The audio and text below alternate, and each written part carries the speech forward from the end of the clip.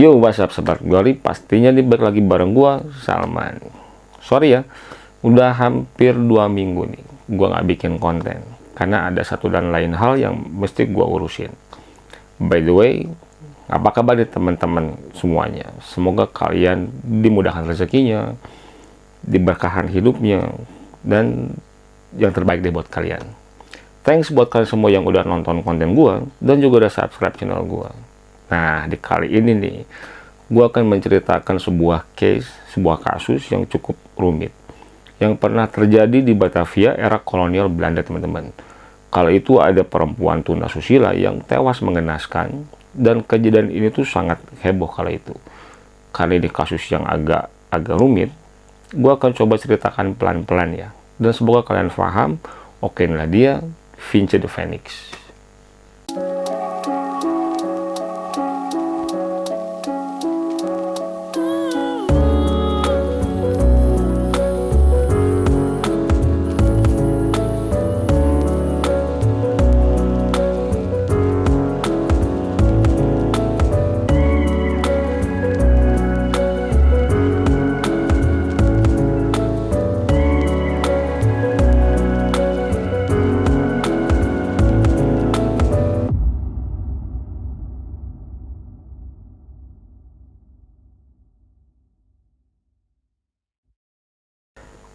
Kala itu di hari Jumat tanggal 17 Mei 1912, di Jakarta yang kala itu masih bernama Batavia, dihebohkan dengan penemuan sesosok mayat perempuan di Kalibaru, kawasan Senen.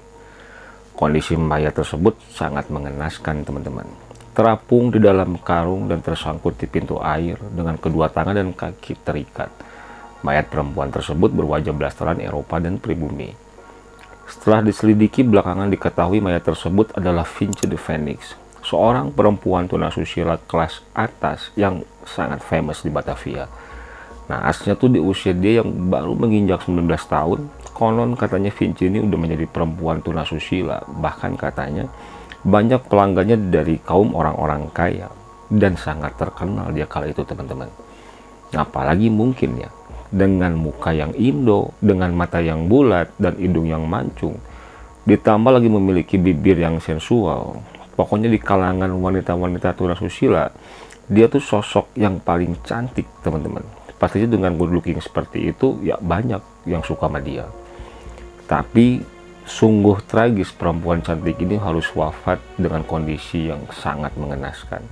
Peristiwa ini jelas membuat heboh penduduk Batavia, karena mungkin ini kali pertama adanya sebuah peristiwa yang diduga akibat kekerasan dan seksual. Dan dari bukti-bukti fisik, disimpulkan kalau Vince the Phoenix ini ya tewas karena dicekik, teman-teman.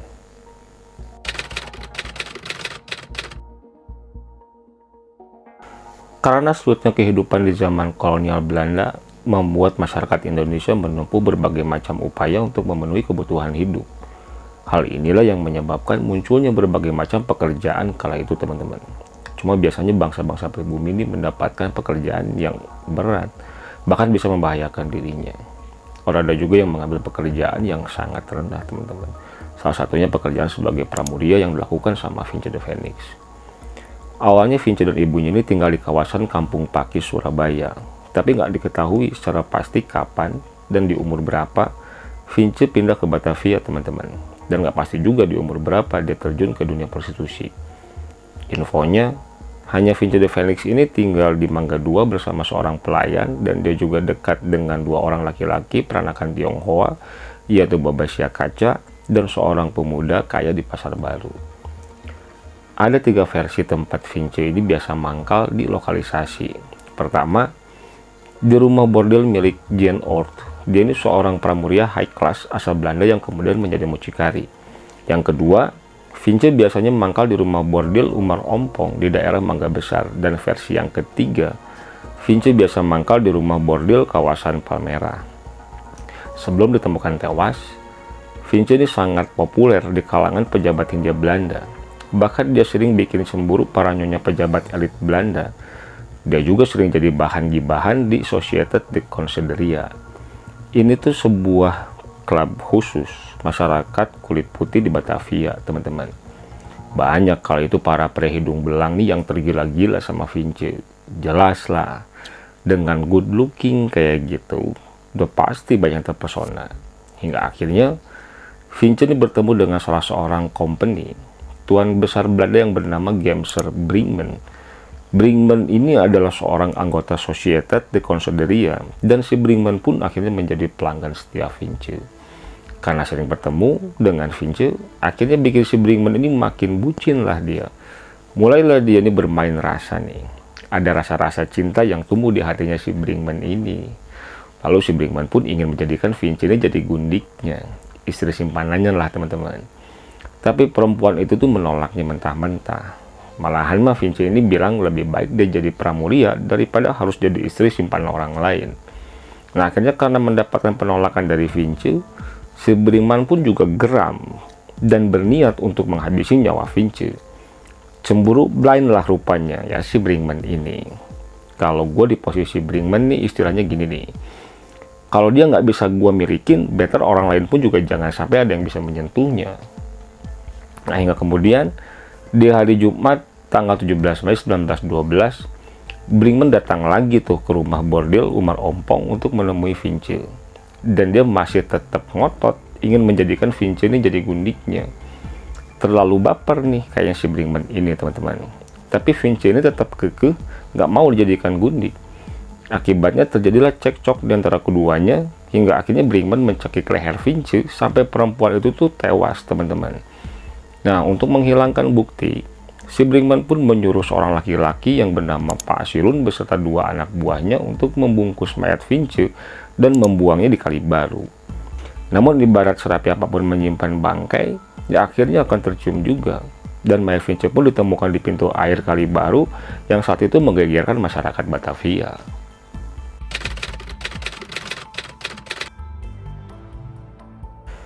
Polisi Batavia pun bergerak cepat untuk menginvestigasi, karena mereka ingin menciptakan kota yang aman bagi seluruh kalangan. Kala itu komisaris polisi di Batavia yang bernama Rumpol segera memulai investigasinya untuk mencari tahu siapa pelaku pembunuhan perempuan malang tersebut. Orang yang pertama yang dimintai keterangan adalah Umar Ompong, sang mucikari pemilik rumah bordil. Dan nggak butuh waktu lama bagi Rumpol itu untuk menggali informasi dari Umar Ompong ini teman-teman. Karena ketika sedang diinterogasi, sang mucikari pun ketakutan dan langsung menyebutkan nama seorang laki-laki Belanda yakni Gemser Brinkmann.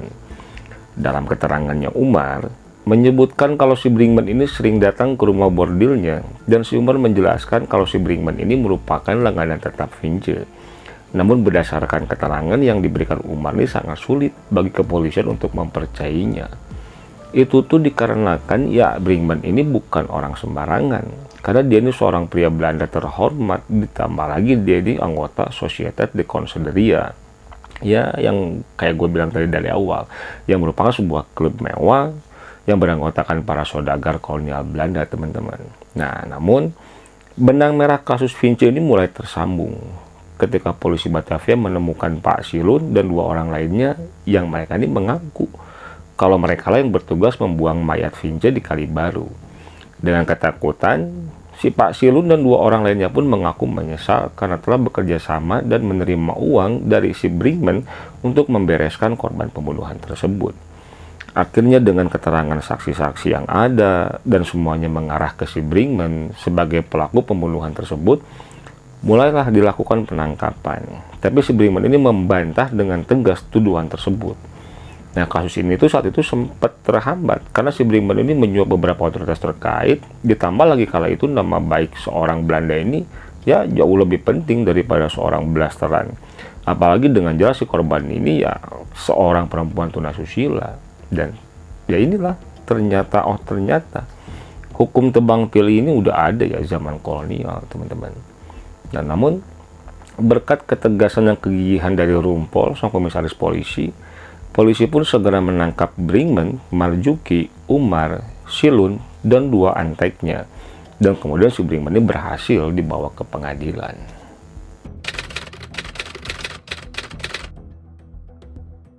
Setelah ditangkap, dari balik tahanan, Gemser Brinkmann menggunakan orang-orangnya untuk menjawab Sabarudin, Wedenavel Freden sebesar 3.000 gulden, dan asisten jaksa sebesar 2.000 gulden, dan juga si Brinkmann pun dicurigai menyuap banyak saksi.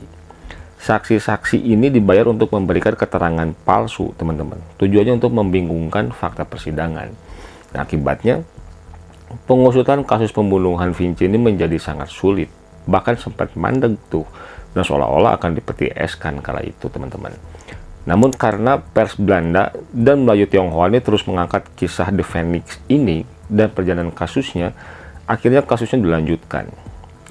Sama lah ya, seperti sekarang. Harus viral dulu tuh, barulah diusut. Di mana ya itu teh? Tulis dong di kolom komentarnya. Nah, setelah 14 bulan, Raad van Justice, pengadilan untuk kulit putih era Hindia Belanda menyidangkan kasus ini. Tapi keputusannya ini sangat mengecewakan, teman-teman. Umar dan Jamahari didakwa atas keterangan palsu, sementara Brinkman dan temannya dibebaskan sampai penyelidikan lebih lanjut. Nah, karena kasus ini tuh melibatkan pribumi, akhirnya kasus ini pun dibawa ke Landraad pada Januari 1914. Dan di sini semua saksi-saksi ini memberikan keterangan kontradiktif yang membingungkan jaksa dan hakim. Dan akhirnya keputusan Landraad pun juga sangat mengecewakan kala itu, yaitu membebaskan Umar dan Jamahari, dan juga Landraad nggak mungkin nih memvonis kulit putih, sehingga harus mengembalikan lagi kasus ini ke Raad van Justice, pengadilan kulit putih tadi itu, teman-teman. Nah, akhirnya kali kedua si Brinkman ini ditahan untuk disidangkan. Di sel tahanan dia ini bertemu Johann Emil Schöffing, seorang kriminal asal Jerman yang menunggu disidangkan, yang nggak diketahui apa kasusnya, yang nanti itu ada akan hubungannya dengan next kasusnya, teman-teman. Nah, berbeda dengan sebelumnya, kali ini si Brinkman ini menyewa Mr. Horwig, seorang pengacara yang sangat terkenal pada saat itu.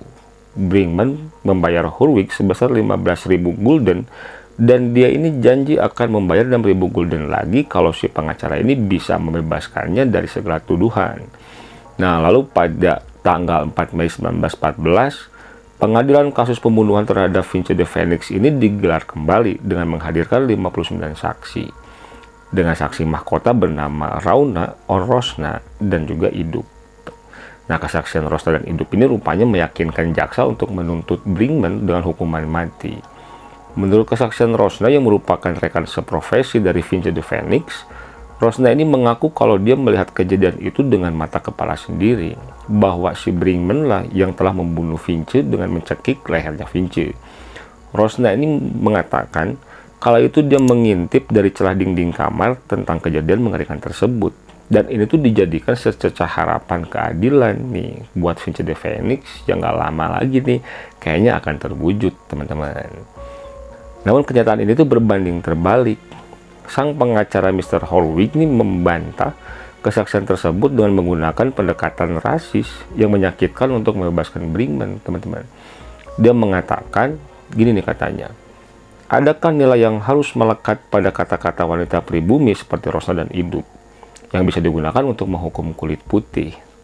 Dan sepertinya ya sulit kali untuk mendapatkan keadilan bagi pribumi di zaman kolonial, teman-teman. Nah, hasilnya di tanggal 30 Mei 1914, Raad van Justice memutuskan membebaskan Brinkman dan Marzuki dari segala tuduhan.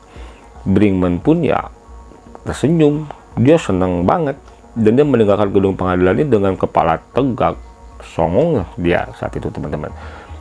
Ya, di sisi lain, sebuah keadilan ini yang nggak tahu entah di mana. Nah, sementara di luar ruang sidang, keluarga dan kerabat The Phoenix ini merasa kecewa. Mereka menangis, meratapi, mengeluarkan sumpah serapah, betapa nggak ada keadilan untuk mereka. Keadilan ini hanya ada bagi orang-orang kulit putih dan kaya.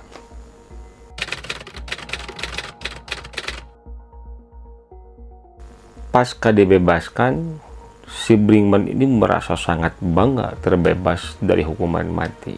Tapi dia ini jadi bangkrut karena seluruh tabungannya habis untuk menyuap banyak pejabat, sekian belas saksi, membayar pengacara, dan dia pun juga karena kejahatannya dia dipecat dari departemen perusahaan pemerintah.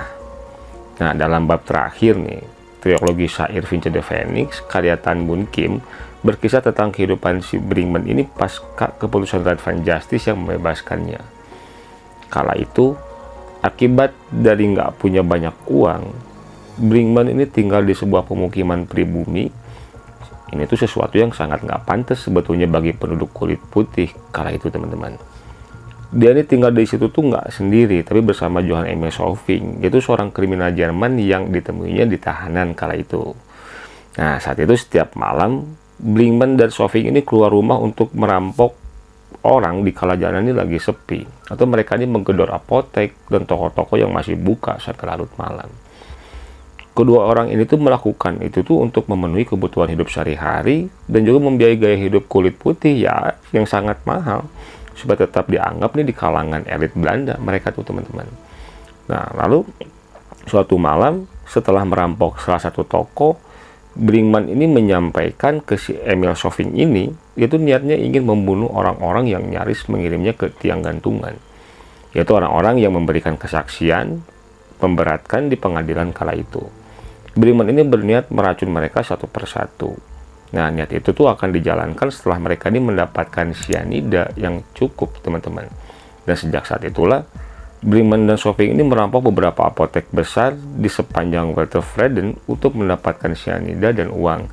Dan dia juga mencari tahu tentang dosis sianida yang bisa mengirim orang ini ke alam baka. Kayaknya dia harus belajar nih soal sianida ini ke si Jessica tuh, teman-teman. Masih ingat kan kasus itu? Gitu. Dalam aksinya, Brinkmann meminta bantuan Schaffma, yaitu rekannya yang merupakan seorang prajurit Kenil, dan Schaffma pun setuju untuk bergabung kali itu, teman-teman. Tapi nggak hanya dia sendiri, karena dia punya gundik bernama Aisyah yang harus dibawa kala itu. Dan si Brinkmann sama si Solving ini pun juga nggak keberatan Schaffma dan Aisyah ini tinggal bersama mereka. Sedikit info nih, teman-teman. Aisyah ini adalah seorang perempuan gundik bergilir barak Kenil. Semula dia dipergundik seorang prajurit bernama Jacob. Setelah Jacob mati, wanita asal Lampung itu menjadi gundik Van Bien. Dan pada saat yang sama, Aisyah pun kepincut sama rayuannya Schaffma. Lalu karena adanya tawaran dari si Brinkmann, akhirnya membuat keduanya ini punya tempat bermukim di luar barak tentara. Jadi setelah jadi bebas lah dia tuh, teman-teman. Tapi di sisi lain, ya miris banget ya. Perempuan pada zaman itu ya banyak yang dipergundik, teman-teman. Dalam beberapa aksi perampokan, Aisyah ini selalu ingin ikut saat beroperasi karena dia ini nggak ingin tinggal sendirian di rumah pada malam hari. Aisyah tuh nggak sadar kali ya, status dia ini nggak hanya cuma sekedar gundik tentara, tapi juga dia ini jadi gundik perampok. Ya itu tuh sangat membahayakan nyawanya, teman-teman. Hingga akhirnya terjadilah sebuah malapetaka kala itu. Ketika sedang merampok di bilangan Cikini, Schaffma tertangkap. Awalnya Brinkmann dan Solving ini yakin Schaffma ini nggak akan buka mulut tentang siapa komplotannya. Namun tiba-tiba muncullah ketakutan dari si Brinkmann. Ketika saat itu tuh Aisyah mengatakan dia akan kembali ke barak dan menjadi gundik Van Bien. Nah, mendengar hal itu, akhirnya Brinkmann ini meyakinkan Solving bahwa Aisyah ini adalah ancaman dan bahaya bagi mereka. Dan bukan hal yang nggak mungkin. Menurut si Brinkmann ini, Aisyah akan bercerita soal operasi perampokan Schaffma dan mereka, dan jika itu terjadi, mereka berdua akan menjadi buronan polisi, teman-teman. So, karena hal itu membuat Brinkmann dan Solving ini menghabisi nyawa Aisyah. Si Brinkmann ini mencekik Aisyah sama halnya seperti yang pernah dilakukan saat membunuh Vincent de Phoenix. Lalu si Solving ini menikam tubuhnya Aisyah itu berkali-kali, teman-teman. Nah, saat itu lokasi kejadiannya itu di sebuah pemakaman Cina yang sepi. Kemungkinan lokasinya tuh di bilangan Keramat Sentiong, teman-teman. Duh, jahat pisan nih pokoknya ini tuh. Nah, akibatnya Aisyah pun juga tewas. Lalu si Brinkmann mencopot semua pakaian Aisyah, dan ini kejam banget. Dia meninggalkan tubuh wanita itu terlentang tanpa pakaian. Yang rencananya pakaian Aisyah ini akan dibakar untuk menghilangkan jejak, teman-teman. Nah, hingga keesokan harinya jenazah Aisyah ditemukan penjaga makam dengan keadaan nggak berpakaian. Dan nggak lama kemudian polisi pun datang ke tempat kejadian perkara dan membawa mayat itu ke Dr. Klotz untuk diotopsi. Dan komisaris Rumpol itu sempat melihat bekas cekikan di leher Aisyah. Nah, melihat kondisi korban seperti itu, komisaris Rumpol dan Rosen ini mencurigai Brinkmann karena sama korbannya tuh kayak si Vincent de Phoenix itu, teman-teman. Nah, dan segeralah mereka ini memerintahkan penangkapan kepada si Brinkmann. Dan pada saat itu Rumpel dan Rosen ini turun langsung untuk menangkap Brinkman dan Solving di kediamannya. Nah, lalu saat polisi datang ke kediamannya si Solving dan si Brinkman ini, sebetulnya si Brinkman ini saat itu sedang membakar pakaian Aisyah. Lalu polisi pun menghentikannya dan menyita pakaian Aisyah yang masih belum terbakar. Rumpel dan Rosen ini menggeledah rumah keduanya dan ditemukanlah barang bukti berupa cyanida dalam jumlah yang sangat banyak.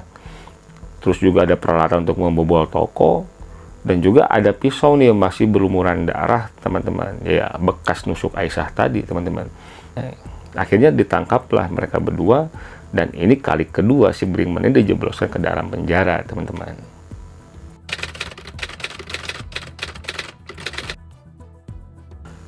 Pada tanggal 18 Mei 1915, Radvan Justice menyidangkan keduanya dengan bukti fisik yang cukup. Meski nggak ada saksi. Kalaupun ada saksi, yaitu dari kepolisian yang menangkap keduanya. Kala itu jaksa menuntut keduanya bersalah melakukan pembunuhan berencana terhadap Aisyah dan sejumlah perampokan. Sebetulnya si Solving ini udah mengakui semua perbuatannya, tapi beda halnya sama si Brinkman. Dia masih tetap kekeh aja dan nggak ngakuin kejahatannya. Lalu pada tanggal 14 Juni 1915, kali ini hakim menjatuhkan hukuman mati di tiang gantungan kepada Brinkman dan vonis hukuman 20 tahun penjara untuk si Solving. Dan kali ini si Brinkman ini udah nggak bisa songong, teman-teman. Beda nggak kayak pas waktu lolos dari pengadilan pembunuhan terhadap Vincent de Phoenix. Tapi raut wajahnya si Brinkman ini ya nggak memperlihatkan penyesalan, teman-teman. Dan di sisi lain, kabar persidangan tersebut sampailah ke keluarga Vincent de Phoenix di Surabaya. Keluarga de Phoenix ini menjambut keputusan itu dengan rasa syukur. Dan di Batavia, kawan-kawan de Phoenix yang masih bekerja sebagai wanita penghibur pun senang banget mendengar kabar tersebut. Karena pada akhirnya nih, mereka tuh merasa senang keadilan pun menemukan jalannya. Meskipun ironisnya, yang sebelumnya nih Radvan Justice ini menolak kesaksian pribumi untuk menghukum kulit putih, yang sebelumnya Rosna Iden hidup itu ditolak nih kesaksiannya, teman-teman, sama pengadilan. Tapi pada kasus Aisyah, Radvan Justice ini nggak mendengar siapapun untuk memvonis mati Brinkman. Padahal Aisyah ini adalah gundik pribumi yang nggak bernilai bagi orang kulit putih, teman-teman. Ya, sama dengan Vincent de Phoenix, teman-teman. Nah, lalu di sisi si Brinkman, sebagai orang yang nggak cepat putus asa, orang yang gigih nih dia teh. Brinkman ini mencari cara untuk bisa keluar atau kabur dari penjara. Kala itu dia meminta si Solving ini menulis surat ke Gubernur Jenderal Hindia Belanda, Alexander Willem Frederik Edinburgh. Isi suratnya tuh, Solving ini mengaku dirinya yang paling bertanggung jawab dalam pembunuhan Aisyah dan memohon agar Brinkman dibebaskan. Kala itu si Solving ini diming-imingi sama si Brinkman. Dia berjanji jika Gubernur Jenderal Edinburgh ini membebaskannya, dia akan berusaha membebaskan Solving dari tahanan. Nah, makanya dia mau untuk menulis surat, teman-teman. Tapi ya surat tersebut ini nggak ditanggapi sama Gubernur Jenderal. Dan di tanggal 4 Agustus, si Brinkman ini masih berusaha membebaskan diri. Brinkman pun juga menggunakan uang terakhirnya untuk menyuap sipir dan melarikan diri bersama sejumlah narapidana lainnya. Kala itu dia berhasil, teman-teman. Ya, namun pelariannya ini hanya berlangsung sehari. Karena keesokan harinya Brinkman ini ditangkap lagi. Dan kali ini, udah deh, dia nyerah. Dan akhirnya dia pun meminta racun ke sipir penjara, ya mungkin untuk meracun dirinya, teman-teman. Namun permintaan itu dia abaikan. Ya, kemudian Dewan Kehakiman Hindia Belanda ini memutuskan eksekusi mati Brinkman di tiang gantungan, dan akan dilaksanakan itu tuh eksekusinya tanggal 24 September 1915. Dan hal itu tuh udah disampaikan pada si Brinkman, tapi dia nggak ngerespon kala itu. Nah, dan ternyata di pagi hari, tepatnya di tanggal 24 September 1915, saat penjara Glodok bersiap melakukan eksekusi, seorang sipir nih kaget karena melihat selnya si Brinkman ini, dan dia melihat penghuninya ini mati gantung diri dengan kain. Ya, konyol ya. Padahal mah ya nggak usah gantung diri, toh sabar aja, bentar lagi juga dia akan mati. Oke, see you di konten berikutnya.